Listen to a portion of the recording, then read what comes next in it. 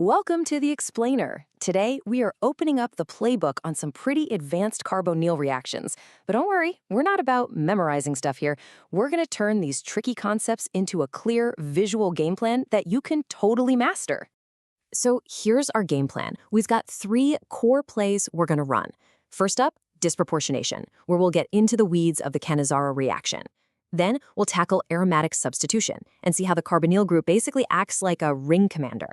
And to finish it off, we'll put all our new skills to the test with a reactivity challenge. Okay, let's dive right into our first play, the Cannizzaro reaction.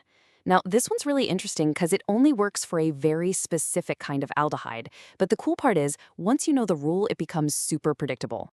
So, the whole secret is right here on this slide.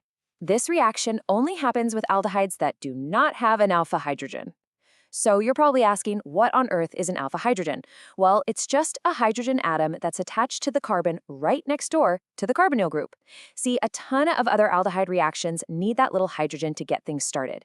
But when it's not there, all those normal reaction pathways are blocked, and that forces the molecule down this really unique path of both oxidizing and reducing itself. And that brings us to this big word, disproportionation. It sounds super complicated, I know, but the idea behind it is actually pretty simple. It's just when one type of molecule ends up playing 2 opposite roles in the very same reaction. You can think of it like a chemical juggling act, where one molecule tosses away electrons, that's oxidation, while another identical molecule catches them, and that's reduction. And this diagram shows it perfectly. You start with 2 identical aldehyde molecules, right? You add some heat and a strong base, and boom, one of them goes down the reduction path, grabbing some hydrogens to become an alcohol. At the very same time, its twin goes down the oxidation path and turns into a carboxylic acid salt. It's pretty wild. 2 totally different outcomes from 2 identical starting molecules. Okay, let's see this in action with some real-world examples. First, take a look at the left. That's formaldehyde. It doesn't even have an alpha carbon, so it for sure fits our no alpha hydrogen rule. 2 of those molecules react, and you get methanol, that's our alcohol, and potassium formate, the acid salts. Now look over to the right at benzaldehyde. In this case, the carbonyl is hooked directly to the benzene ring, and that carbon on the ring has no hydrogens to give up. So what happens? The exact same pattern plays out. You get benzyl alcohol and sodium benzoate. See? It works. Awesome. Let's move on to our second play. Now we're going to go from how a carbonyl reacts with itself to how it actually commands the action on an entire benzene ring. This is cool stuff. So when you stick a carbonyl group onto a benzene ring, it turns into this powerful ring commander. Oxygen is super electronegative, right? So that carbonyl group starts pulling electron density out of the ring. This makes the whole ring deactivated, meaning it's just less reactive in general. But here's the clever part. It doesn't pull those electrons evenly. It yanks them hardest from the positions right next to it and directly across from it. That leaves the meta positions, those blue dots you see, as the spots with the most electrons left, making them the most likely place for a new group to come in and attach. And here's that role playing out in real life. We take our benzaldehyde and react it with nitric and sulfuric acid. This creates a nitro group that wants to join the party on the ring. So, where does it go? You guessed it. It goes exactly where our ring commander tells it to go, to that meta position. And our final product is M-nitrobenzaldehyde. It works like clockwork. All right, we've learned the rules for 2 major plays. Now it's time to put that knowledge to the test.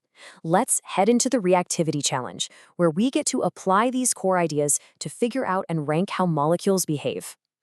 Before we jump in, let's go over our 2 guiding principles. First up is the steric effect. The easiest way to think about this is just physical crowding or bulkiness. If you have big, bulky groups around that carbonyl carbon, they act like bodyguards, blocking anything from getting close. So the rule is simple. More bulk means less reactive. Second, we have the electronic effect. This is all about how electrons are flowing. If you have electron withdrawing groups, they pull electrons away, making the carbonyl carbon more positive and way more attractive to attackers. That increases reactivity. Electron donating groups, they do the exact opposite. Okay, here we go. Challenge number 1. We've got 4 compounds here: butanone, propanone, propanal, and ethanal. Now, using only the steric effect, so just thinking about bulkiness, go ahead and pause for a second. Try to rank these 4 from the least reactive to the most reactive. So how'd you do? If you look at the answer, it's all about minimizing that bulk. Butanone, which is a ketone with chunky groups on both sides, has the most steric hindrance. That makes it the least reactive. Propanone is a little less bulky. Then we jump over to the aldehydes, which are almost always more reactive because a tiny hydrogen atom is way smaller than any carbon group. Propanol is a bit more crowded than ethanol, which, being the least bulky of them all, is our reactivity champion. Fantastic. Now let's ramp it up with challenge 2. This time, we're looking at aromatic compounds. Now, to crack this one, you're going to have to think about both the steric effects and the electronic effects of the groups hanging off that benzene ring. Give it a shot. Try to rank these 4 in increasing order of reactivity. Let's break this one down, starting from the bottom. The least reactive is acetophenone. Why? Well, it's a ketone, so it's already sterically crowded, and that methyl group is also weakly electron donating, which slows things down even more. Climbing up the ladder, we have p-tolualdehyde. It's an aldehyde, which is good, but its methyl group is what we call an electron donating group, or EDG. It pushes electrons in and slightly reduces reactivity. Next is our baseline, just plain old benzaldehyde. And finally, the undisputed champion of reactivity here is p-nitrobenzaldehyde. That nitro group is an incredibly powerful electron withdrawing group, an EWG, that just sucks electrons out of the ring, making that carbonyl carbon a huge target for attack. Okay, for our final challenge, we're really gonna level up. We're moving beyond just ranking reactivity. Now we're going to predict the exact products that will form in a reaction. Now, I know this might look a little intimidating at first, but there's a super simple pattern to look for. For these kinds of reactions, the trick is almost always just to find a way to kick out a molecule of water. Look at equation 1. You just grab the oxygen from the carbonyl group and the 2 hydrogens from the HONH2 group. Get rid of them as H2O, and then just connect what's left behind. That's it. The exact same pattern holds true for equation 2.